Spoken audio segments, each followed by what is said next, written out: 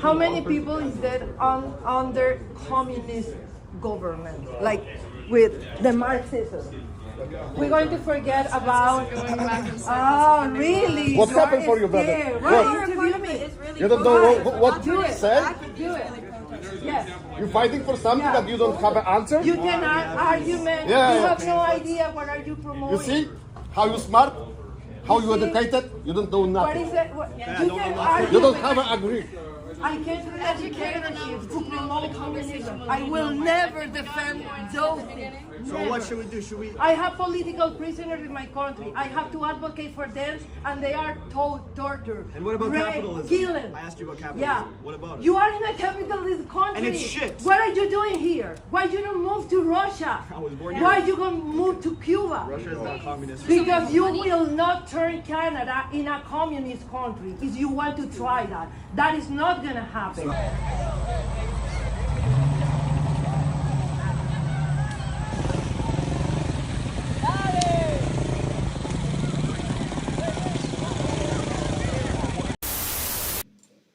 Well, there we go, folks. So, yeah, you can see this Venezuelan survivor, a political prisoner who was a prisoner back in Venezuela, is now telling this little Canadian socialist, I guess, more like a champagne socialist, who has really no clear answer as to why they're supporting communism.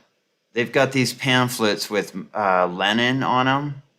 It always blows me away, the worship of death that these kids have been pulled into and yanked into by their college professors. And that's usually why, because these are smooth-brained individuals. These are some of the dumbest humans on the face of the earth, these college kids, especially the ones that are following them. They're not thinking for themselves, and you can tell right away. So Venezuelan socialism survivor takes protesting college weenies to school about communism. Yeah, let's see. Ad nauseum, I will repeat. What have we seen under communist regimes?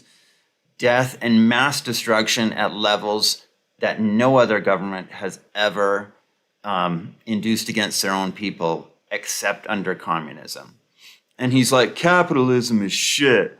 And I look at him and go, you have benefited in every single aspect from capitalism. You're fed. You probably order a ton of shit off of Amazon. You probably ordered that Lenin propaganda off of like Vistaprint. You have so much, and you probably have an iPhone too, which wouldn't exist. Under a communist society, that would have never been invented. Something that high-tech, that would have never happened. So here's the thing too, is in the end, what do you get? You get death and destruction, the most massive amounts of death and destruction on the face of the earth. China, up to 100 million people have died under the communist regime. 40 million of those people died under the Great Leap Forward, which was a government-mandated famine. Yes. And it was done by the government. And then you've got somewhere to 30 to 60 million people in the Soviet Union during the 3 or 4 purges, I think they had. So there is nothing. There is absolutely zero that communism will bring to your life that will make it better. And so these kids have been taught well. So let's continue. So some of the most patriotic people you will ever meet are those who have come to the United States or any Western democracy legally after escaping an authoritarian country. There is an obvious reason for this.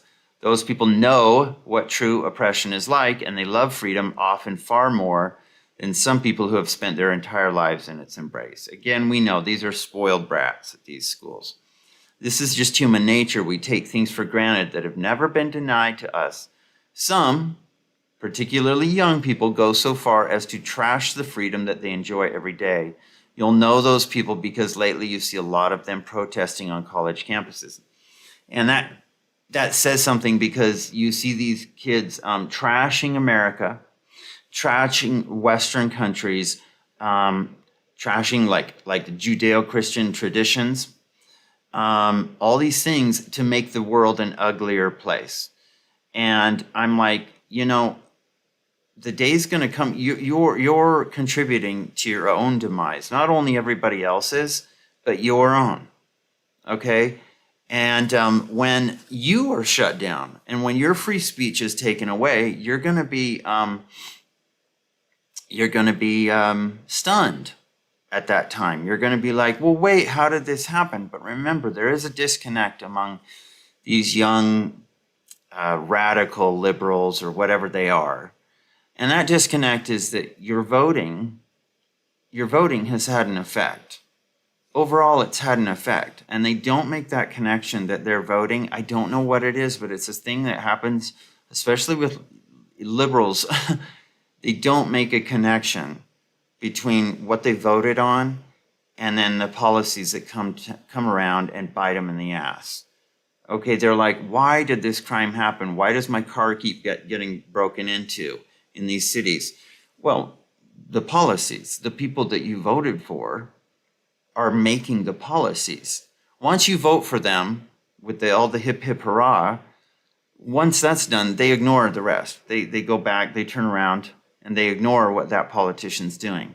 And then they wonder why they get censored later on, or their car keeps getting broken into, things like that, or why they're like, but my taxes, oh my gosh, look how much my taxes are getting taken out of my paycheck. Now, these young pupa, they don't realize that yet because they haven't seen the worth of $1 yet, and they don't know what it's like to have taxes taken out because they've been using everybody else's taxes for their education, especially in Canada. So they don't know that yet. So they're just like, yay, Lenin, yay, these fun little pamphlets, they're red, and it's the revolution. That is the worst thing I've ever seen. I'm like, you actually have no idea what you're talking about. You have none, you little Trotskyite. Anyway, so I digress. When it gets truly interesting, however, is when someone from that first group, the young people that trash freedom, runs into someone from the second group, the person from Venezuela who was a political prisoner. This week, we were treated to such an encounter with Alessa Polga when she walked up to a table at a Canadian college where students were promoting communist literature, with one of them wearing a keffiyeh, of course. Polga is a human rights activist in Canada and a survivor of socialist Venezuela. Let's watch as she completely dismantles. And we saw that. Okay. So this is a pretty good exchange. And it's just so revealing. But it's revealing about how the indoctrination works at these colleges, how ingrained it is in academia right now, in the Western world. I don't know what it is. I don't know why it's so addictive. But the best thing, one of the best, if you watch Yuri Bezmenov, his old videos on this are very interesting.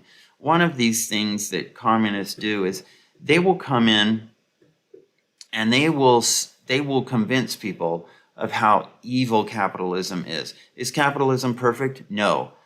But capitalism compared to communism is a hell of a lot better. I promise you, it's a hell of a lot better. And people say, oh, Wall Street capitalism, look at those evil capitalists. And I'm like, that's not capitalism. Those are monopolists. And it's not true capitalism because here's the thing, they're getting subsidized by the government. All those banks got bailouts from the government. Well, us, I should say. That's crony capitalism. That's monopolism. That's not capitalism. That's not free market. So Jason Miara says, a strong pro-democracy Latina meets an ignorant young communist on a college campus. Enjoy.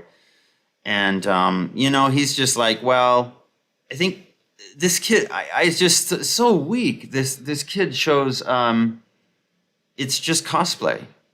It's just a play because they're like, wait, you support this, but you don't know the answers to these questions? How many people communism has killed? How many millions of people communism has killed? You don't know the answer to this? So it's the young students clearly have no idea what communism is, as I said, what it has done to people who live under it, and it's not even certain, judging by their giggling recitation of meaningless slogans, which is exactly what it is. But Che Guevara looks so cool on your shirt. Che Guevara looks so cool. Che Guevara, and I've said this before, he was in charge of a prison. I forget what the prison was called, in Cuba for a while. Fidel Castro was like, hey, you can be the torturer. You can be in charge of this horrible prison. And in fact, Che Guevara, he enjoyed killing so much. Fidel was just a communist, but Che Guevara was a psychopath, actually. He was more of a Charles Manson individual. He enjoyed killing so much. He actually tore down a wall in his office in the prison and put a glass pane there so he could watch the 50 executions per day that they were doing. So he could just watch it from his office window. Yeah, he's a psycho. And he executed people directly himself. He was more than happy to. So Che is super cool. He just looks so cool. I'm like, is that it? That's your whole argument? He looks cool? He's a murderer, but he looks really cool. Whew, kids. So what is clear here is that they absolutely have no response to Polga's questions or statements about the realities of communist regimes. Well, lady, if communism doesn't work, explain why my Youth Spartacist League TikTok account has over 3,000 followers. And the Youth Spartacist League is some sort of like Trotsky followers, something like that. They're followers of Trotsky's philosophy. I think it is. Here it is. A Trotskyite political grouping in the United States section of the International Communist League. The Spartacist League named themselves after the original Spartacist League of the Weimar Republic in Germany. Okay. Leftist activist coalitions, wide-scale social justice protest movements. Well, communists are behind most of this because one thing communism does best at is it puts on a veneer that it is something other than what it is. It comes across as, hey, we're doing social justice. But the end result of all this social justice and world revolution talk is you always, always, always end up in a gulag or executed. Promise. This has nothing to do with social justice. None of it does at all. They are immature little cosplayers and nothing more. Jeffrey Flyer says, I'd very much like to see a psychological, cultural, and intellectual analysis of the path that resulted in a college kid supporting Intifada rallies from explicitly Marxist perspectives. It certainly wouldn't be pretty. Something tells us that their college professors were instrumental in laying out the path for these kids. Well, we know this now. Imagine supporting Lenin and thinking you're the good guy. Yeah, Lenin was not the good guy. I promise you, he was not the good guy. He was a terrible person. He was terrible. Yeah, his mass, he was instantly, as soon as he got power, the executions began, the mass executions began. And the first purge. Now, people don't know very much about that purge, but Lenin was the one who started the purges. Stalin just took the mantle and ran with it. But he started the purges, and the first big one was against the serfs.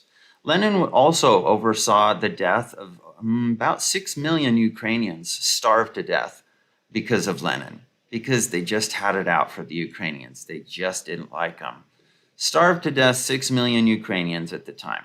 In fact, there was a poster in Ukraine at the time. Cannibalism was going on under Lenin because they were starving so badly. In one city in the Ukraine, the police started putting up posters saying, please do not eat children. You're breaking the law and it's ethically and morally incorrect. There's a poster like that going around.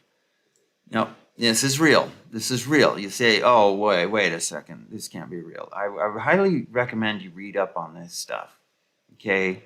The Politically Incorrect Guide to Communism, it's a good primer for this. Okay? So, the aficionado of fine bourbon, even the child to which she is speaking is not taking his talking point seriously. That is true. The way he acted, I was like, you're not even serious about this. So why the hell are you out here, dude? You're supporting the most heavily genocidal regimes in the world. These children were spoon-fed Communist Marxists lies most of their lives. They cannot speak intelligently about the issue, so they parrot the talking points of the communists, ignorant children. That's about right, just ignorant. In communist ideology, they are known as useful idiots or dupes. The Trudeau government loves them, but they are in for a rude awakening if they ever achieve the goals laid out in their pamphlets. That's the thing, I keep saying this. These kids don't know that they're rooting for their own demise. Like when they start to get censored, because they're only being used, when they're used up, the government's going to turn on them. Easy. And I'll be like, wait, I was supporting you. I was helping you. I'm like, yeah, I know. When you support communism has no loyalty. So it's going to turn on you. It needs power for power's sake, and that's it. That's it. That's all it lives for. And so it's going to turn on you. This is what happened in the Soviet Union. In the second purge, who did they go after? They went after the useful idiots that helped them get their power, that helped Lenin and Stalin get all their power. They turned on those radicals. They turned on all the Antifa types and the radicals, and they threw them in the gulags, and they executed them en masse. So these people don't realize what they're getting into. They think it's fun. It's cosplay. Look at me. I have followers on TikTok. See, I'm wearing a Che Guevara shirt. I'm so cool. Like, you might as well have Jeffrey Dahmer on your t-shirt. Woman from Venezuela tells the misfit communist students in Canada, you have no idea what you're promoting. They don't. Our second favorite part after that was when she told him in no uncertain terms that they would never bring communism to Canada. Oh boy. I guess it's there, and it's taken a foothold, but I hope there's enough pushback. I don't know. We'll see. We also enjoyed the young man who looks like he has never lacked for any comfort provided to him in Canada. He tells her that capitalism is shite, and then she asks why he doesn't move to a communist country. He has no answer for that except slogans he doesn't understand. Yeah, remember he did his little fist pump? Yeah, the revolution. Really, you're going to handle all that blood? Are you going to be able to deal with that? When the deaths and the killings start, how's that going to go? Are you going to be able to handle that? I don't know. I don't think so. I wonder if that kid uses his Apple Pay to buy his Tim Hortons every day. Maybe in his communist utopia, everybody gets a government hat that they can wear backwards. Isn't that true? And here's the thing, too. I'm thinking, well, kid, when you're done with your little fun display here, when your cosplay's done for the day, you guys can pack up your shit and go down to Starbucks and then pass by Barnes and Noble too, and then maybe go buy Chipotle after you're done. I guarantee these will not exist under communism. This type of luxury, the fruits of capitalism that you're currently enjoying, no, this will not be there, son. That's why you're an idiot. That's why he kept trying to control it. And I hate when they do this because he had no answer. He's like, shh, shh. You notice they do that a lot. This is like a way of, it's a way of trying to control the conversations. And often people who don't have the answers to things, they will do this. Because I'm like, the lady's not yelling or anything. She's just talking to you. But he's like, oh, no, don't show this. Don't show this. We don't really have answers. This is just a veneer. This is supposed to be just kind of fun for us. That's all it is. But she's taking him to task. She's going, welcome to reality. Do you know what you're actually supporting? Anyway, so for someone who hates capitalism, he sure seems to enjoy its bounty. The grinning idiot girl wearing the keffiyeh and arm tats is exactly the reason why the profound evil of communism must be taught in our schools. Jason Bedrick says, watch this punk college kid tell a Venezuelan woman who witnessed firsthand what communism does to a country that the revolution is inevitable. This is your brain on Marxism. The revolution is inevitable. Wow, how glorious it's going to be. And we've seen it already. Not once has it ever worked out, but it sure has killed a lot of people. Lots of people, mass incarceration and mass executions. Yep, graves. How much of Siberia? There's so many areas of Siberia that are filled with these people. The Kolia mines in Siberia, you want to talk about that, kid? You know, how many thousands of people died in those mines? Yeah, I don't think you know about that. He looks like he would last a single day if the revolution ever did begin. The revolution is not inevitable, and neither is idiocy. Idiocy seems inevitable. Thank you, Alessa, for schooling these petulant communist children. These brainwashed kids with smug smiles laughing at Alessa, human rights warrior and victim of the last century of Chavismo, which is Chavez, Hugo Chavez, who was the big socialist in Venezuela, who caused it all. Oh, he was so popular. And then the next thing you know, Venezuelans are running around trying to stone a cow to death in a private rancher's field to get some food. Yeah. So the revolution is inevitable. They live in Canada and can't even answer a simple question. How many people died under communism? The question she asked was that. And of course, they have no answer. Ignorance and arrogance are the world's worst combination. It looks safe to assume that Orwell's Animal Farm is no longer part of the recommended reading list at schools. Of course not. No, no, no, no, no. Okay, but we shudder to think what is on their required reading list. Miss, with all due respect, I can do what I please, but you don't live under communism, bro. And boom, there it is. This is what these students can't possibly grasp because they know nothing. Woe unto them if they ever get to the find out phase of trying to usher in Marxism. They would do well to heed the advice of Alessa Polga, who does know whereof she speaks, but we're not holding her breath. Yes, she was a prisoner in Venezuela, a prisoner of communism. She knows. And quite a few Venezuelans know what it's like to starve now. Whereas it didn't take long. Within a 10-year span, they went from, wow, this is great, Chavez is so wonderful, to starvation. So anyway, the joys of communism and socialism, I promise folks, they just reap sorrow and doom. I promise. That's what they do. So anyway, I thought you might like that. But yeah, so if you like the video, please put a like on it. And let me know what you think in the comments. So I'll talk to you later.